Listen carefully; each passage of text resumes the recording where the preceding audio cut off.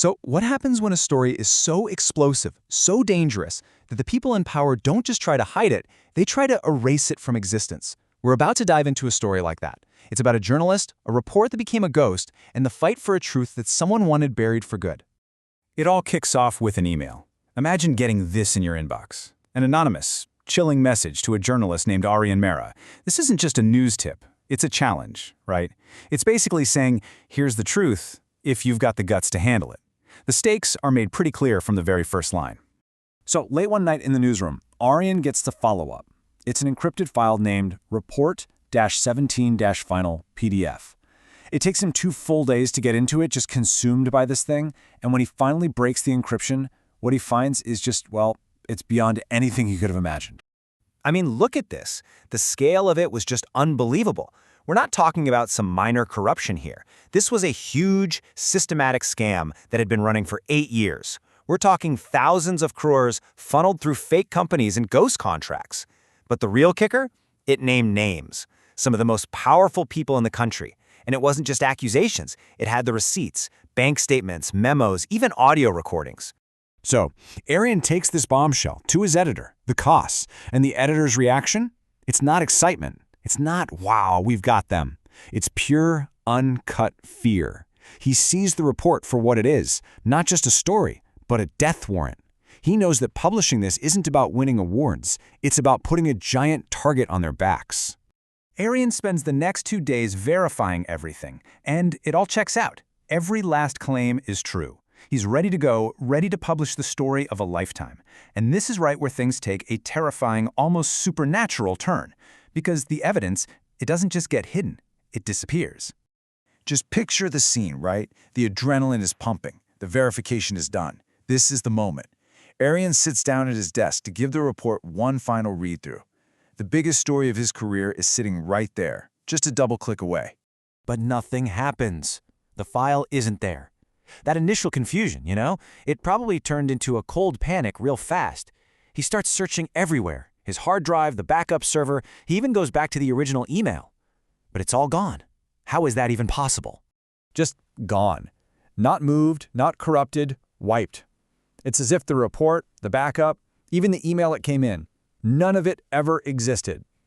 Every single digital fingerprint was just surgically removed from the system. And this is where it gets really chilling. There's this massive disconnect between what Arian knows is real and what the system says is real. He saw the file, he read it, but when he calls IT, they tell him there's no record of it. The server logs show nothing. It's like the system itself is lying to him, trying to make him think he imagined the whole thing. And then, this message pops up on his phone. All doubt vanishes. This wasn't a glitch. This was a message, a deliberate, precise attack. Someone with incredible power reached into their network, erased the truth, and is now telling him, in no uncertain terms, to just walk away. But whoever did this, in all their careful, high-tech erasing, they made one tiny mistake. They overlooked something small, something they must have thought was completely irrelevant. And that one little clue? Well, it's the only thing Arian has left to fight with.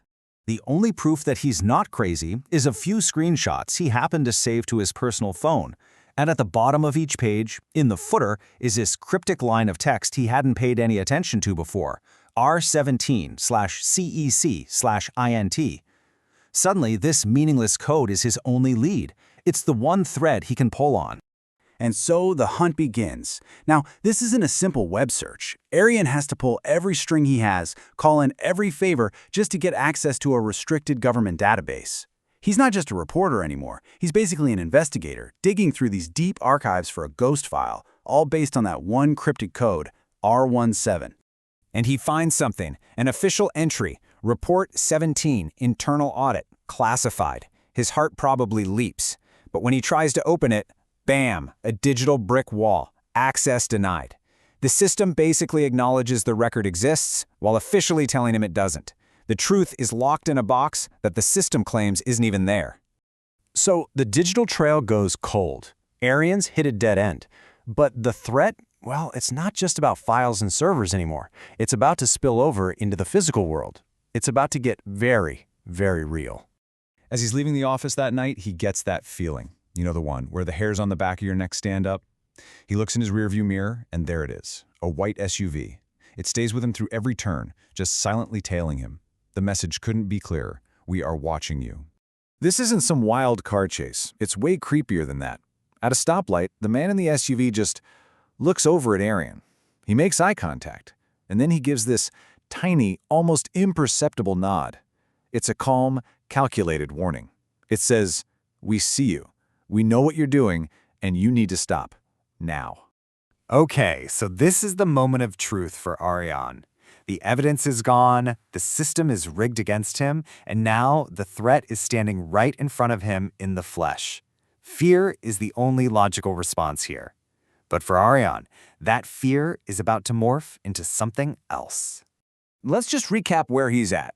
The report has vanished, the entire system denies it ever existed, and he's being actively threatened in the real world. I mean, it seems completely hopeless, right? So what do you do? Where do you possibly go from here? You fight back. That's what you do. In that moment, facing down his fear, Ariane makes a decision. They can erase the file. They can deny its existence, but they can't erase his memory. His fear doesn't shut him down, it lights a fire. He decides that if the report is gone, he'll just have to rebuild it himself, piece by painstaking piece. And that really leaves us with one final thought, doesn't it? By trying to completely destroy this truth, maybe all they did was make it more powerful.